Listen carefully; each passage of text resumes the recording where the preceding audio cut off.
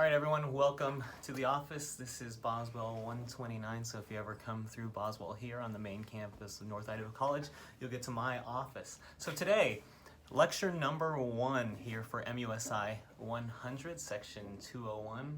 I hope that's the right numbers. We're going to be going through and looking at what is Western art music. So you've signed up for this class, Introduction to Music, and this is going to basically give you an overview of everything we'll be talking about this semester. Now remember, for any of these lecture slides, these PowerPoints that I'll be working with, they will be posted here every week for you, and a lecture is going to be there. So you can take notes while you're listening to this lecture, or you can go back inside this PowerPoint and jot down your notes later when it's time to test, because I will be giving out study guides and there'll be test reviews, and you'll definitely want to go back into these notes. You know, we will have readings, but of course, get back here and focus in on this material given to you right here. So, what is Western art music? So in today's lecture, we'll be talking about what actually is Western art music, musical eras, how we split up the timeline here, and our first assignment, which is pretty easy. It's a survey where we're gonna ask questions and basically do a little introduction, similar to the introduction video I've already done for you guys. All right, when we're talking about Western art music, we're talking about music made in the classical tradition, starting about 500 CE. So from about the year 500, we can start counting Western art music. And what this really has to do with is once we started writing down and doing notation, you'll find out that that's the most important thing in music history, because how are we going to pass this on? Otherwise, we had oral tradition, right? So you could pass this story, you can pass this song, but once we figured out how to write this down and share that to the next generation, well, that became what we call Western art music, developing this notation. So when we talk about music, at least music history in the beginning, some of this is speculation because we're looking at artifacts, people are digging and finding instruments, and that's how we can kind of find out what was happening. Because in the beginning, 36,000 BCE, the first instruments were found, and those were bone flutes, rattles, and drums. So musical instruments existed, however, notation for them doesn't. So really, that's why there's that gap. Instruments, 36,000 years BCE, and then we really don't talk about Western art music till 500 CE, and some of that's because notation didn't exist. We knew instruments are there. You know, you can go to a cave, an Egyptian cave, and you'll see drawings of music, or at least musical instruments, so you know music existed, but what music exactly sounded like, well, that's speculation. And there'll be some examples today. You can hear what that early music sounded like on those early instruments. So artifacts exist through exploration, but we really start to learn about music during the early development of notation. So much of the prehistoric music was passed on through oral tradition, right? We can all sing and play songs, folk songs, traditions. We're used to doing that here in our country. And the same thing happened all over the world. So we're going to get farther into it and see about these musical eras as time goes by. I like to divide music history up into 3 different periods, right? And there are multiple eras, and each era kind of has defining characteristics. And today we're going to do an overview, so we'll go through these musical eras and periods and kind of show you what's going on. So early music period, 500 CE to about 1600, that's what we're going to call the early music period. And in the early music period, most of it's vocal music, and you'll find out that lots of this ties to the Catholic Church because that's the people who are writing things down. You'll hear about something called Gregorian chant. Pope Gregory and all these monks are singing chants. And then you'll also, and by the way, instruments are getting developed at the same time. It's just less getting written specifically for them. So in the early church, and we'll be talking about this over and over again as we go forward, but in the early church, it was just vocal music. If it was instrumental music, it wasn't allowed inside the church because you had to be respectful. So you're just singing, divine or, pure sounds was important to the church. The next era we have is the common practice period. And the common practice period sounds just like you imagine. If you're used to hearing classical music, as you maybe go to a classical music concert, maybe you're a fan of the orchestra, or you're just hearing things randomly as you're shopping, the most typical type of music comes from this common practice period, which is about 1600 to about, give or take, 1850, 1900. So you'll have all that basic classical music, the thing that you're always thinking about, taking the Baroque period, the classical, the Romantic, and a little bit of this impressionistic period. And then we get into our modern sounding music in the modern and contemporary. So that's music made from 1900 on. And you will notice a big shift in difference, musical sound, musical technology, and musical instruments. So a lot changing, and most of us think of classical music as this boring thing, but when we get to this modern and contemporary time, you're going to find out that this music is quite exciting, quite wild, and really interesting to listen to. You may hate it though, so who knows. So right now I'm going to give you a few examples of what's going on in this early music period, kind of going on from 500 to 1600. Now, earlier than most popular European classical music, before 1600, you have to think about Gregorian chant. I mentioned it earlier, and when we really talk about early music, we'll look at it further. But here's a little example. I want you to think about things when you listen to this. When you listen to this example, think about what instruments you're hearing, or what kind of voices, how many people, are there multiple lines?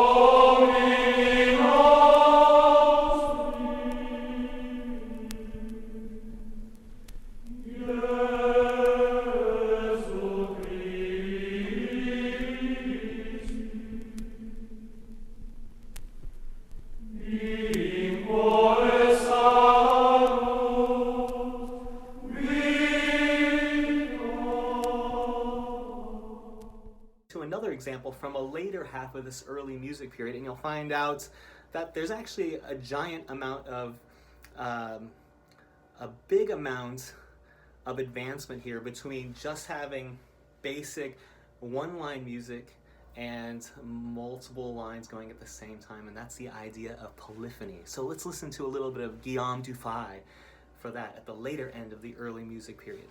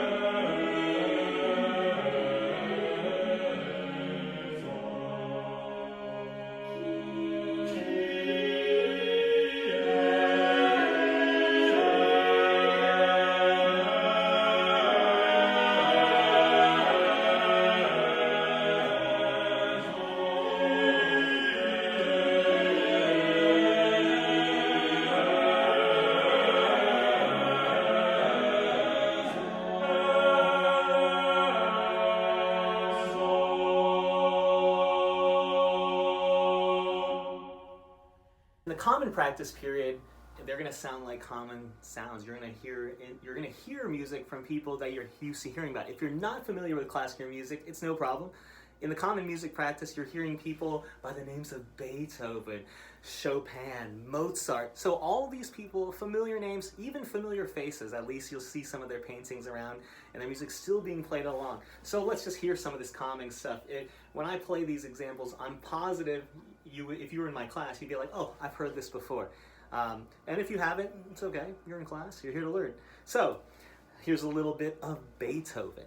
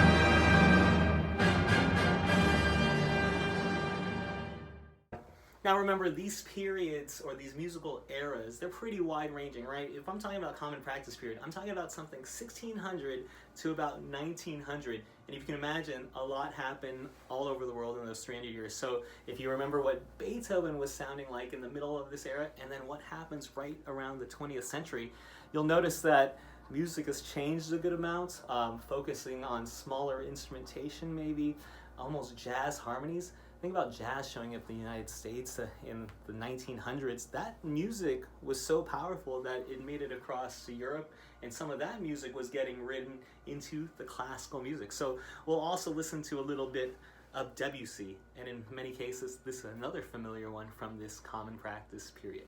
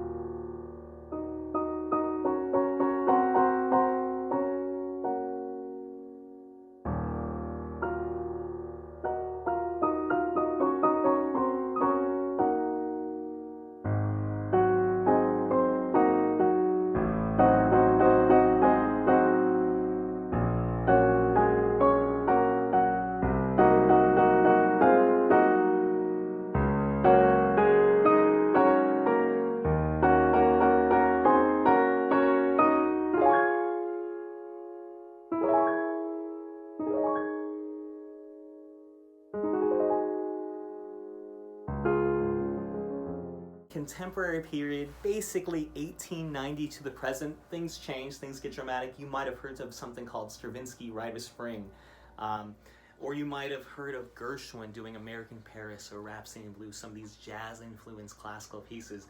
You might have, you know for sure, 1900 on, we have the rise of radio, popular music. So we have Chubby Checker, Elvis Presley in the 1900s, mixed with jazz, blues.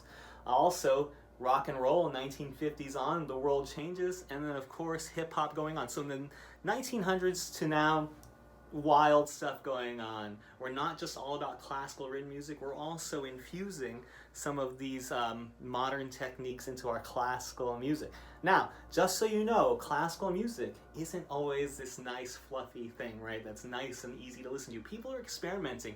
They're even using electronic instruments that have never been used before to make full-on pieces. So I'm gonna give you some examples to listen to. Here is someone using synthesizer. This is Morton Subotnick, and this is called Silver Apples to the Moon. And you tell me, is this music, is it enjoyable? You'll find out soon. But that's what the modern and contemporary time is all about.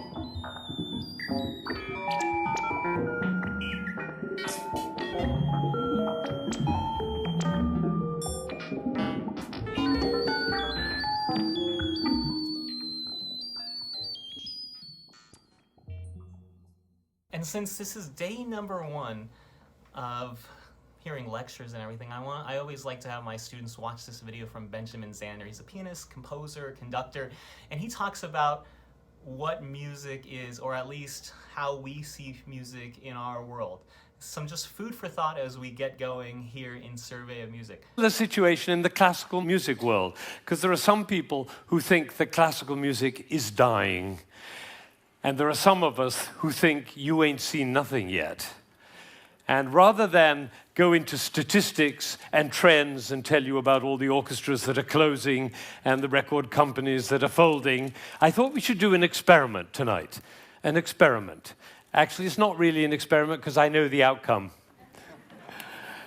But it's like an experiment. Now, before we before we start, I need to do two things. One is I want to remind you of what a 7-year-old child sounds like when he plays the piano. Maybe you have this child at home. He sounds something like this.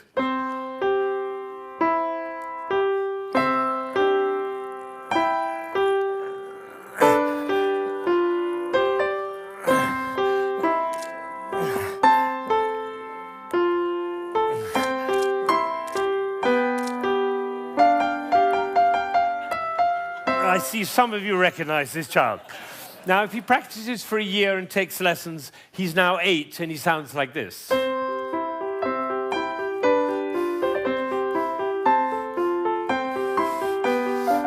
then he practices for another year and takes lessons, now he's 9.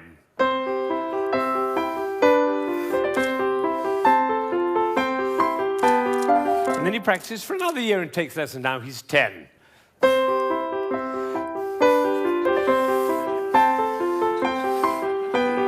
At that point, they usually give up. Now, if he'd waited for one more year, you would have heard this.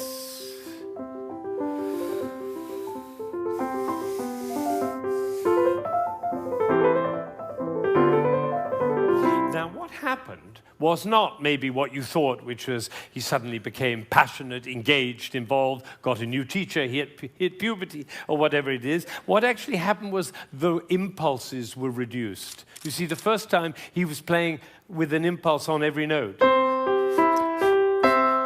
And the second, with an impulse every other note.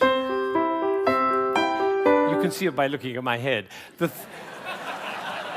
9-year-old put an impulse on every 4 notes. And the 10-year-old on every 8 notes. And the 11-year-old, one impulse on the whole phrase. I don't know how I got into this position. I didn't say I'm going to move my shoulder over, move my body. No, the music pushed me over, which is why I call it one buttock playing. Can be the other buttock. You know, a gentleman was once watching a presentation I was doing, and I was working with a young pianist. He was the president of a corporation in Ohio. And I was working with this young pianist, and I said, the trouble with you is you're a 2-buttock player. You should be a 1-buttock player. And I moved his body like that while he was playing. Suddenly the music took off. Took flight. There was a gasp in the audience when they heard the difference. And then I got a letter from this gentleman. He said, I was so moved, I went back and I transformed my entire company into a 1-buttock company. Now, the other thing I want to do is to tell you about you. There are 1,600 people, I believe. My estimation is that probably 45 of you are absolutely passionate about classical music. You adore classical music. Your FM is always on that classical dial, and you have CDs in your car, and you go to the symphony, and your children are playing instruments. You can't imagine your life without classical music. That's the first group. It's quite a small group. Then there's another group, bigger group. These are the people who don't mind classical music. You know, you come home from a long day and you take a glass of wine and you put your feet up, a little Vivaldi in the background doesn't do any harm. Right? That's the second group.